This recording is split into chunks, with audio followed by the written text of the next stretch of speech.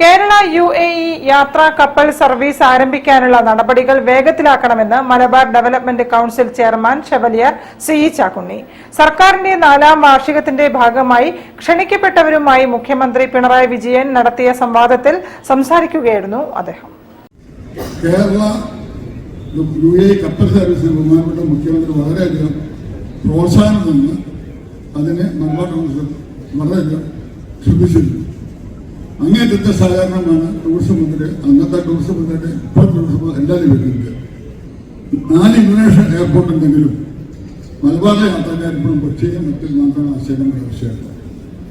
ആ കാര്യത്തിൽ ചർക്കനീതിനെ ഉപയോഗിക്കുന്ന രീതിയിൽ ആദ്യം കൊച്ചി UAE പിന്നീട് പരിഗണന രീതിയുമായി വിഭജിച്ചിരുന്നു.